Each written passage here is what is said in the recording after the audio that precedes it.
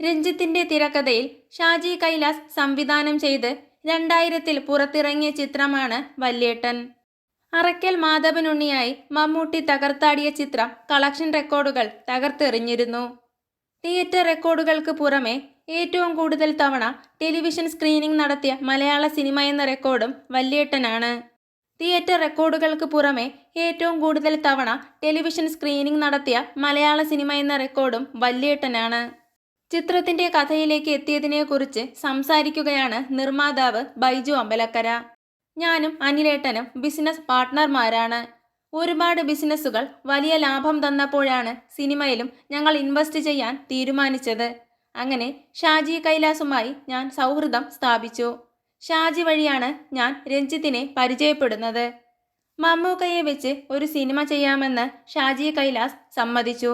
മമ്മൂക്കയ്ക്ക് 5 ലക്ഷം അഡ്വാൻസും കൊടുത്തു. പക്ഷെ 4 വർഷത്തോളം ഞങ്ങൾ കാത്തിരുന്നു. അങ്ങനെ ഇരിക്കുമ്പോഴാണ് രേവതി കലാമന്ദിർ ലാലേട്ടനെ വെച്ച് ഒരു സിനിമ ചെയ്യുന്നത്. ആ പടത്തിന്റെ സ്ക്രിപ്റ്റ് രഞ്ജിത്തും സംവിധാനം ചെയ്തത് ഷാജി കൈലാസുമായിരുന്നു. ആ പടം വമ്പൻ ഹിറ്റായപ്പോൾ നമ്മുടെ സിനിമ ചെയ്യാൻ പറ്റിയ സമയം അതാണെന്ന് മനസ്സിലായി. 6-ാം തമ്പുരാന് ശേഷം നമ്മുടെ പടം ചെയ്യാൻ പറ്റുമോ എന്ന് ഷാജിയോട് ചോദിച്ചു. പുള്ളി അതിന് സമ്മതിച്ചു.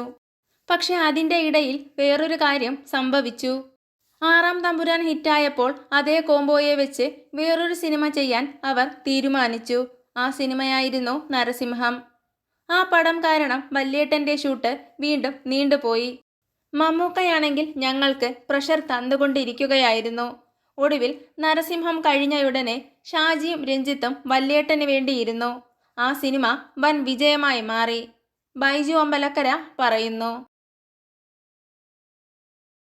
കൂടുതൽ സിനിമാ വിശേഷങ്ങൾ അറിയുന്നതിനായി ചാനൽ മറക്കാതെ സബ്സ്ക്രൈബ് ചെയ്യുക.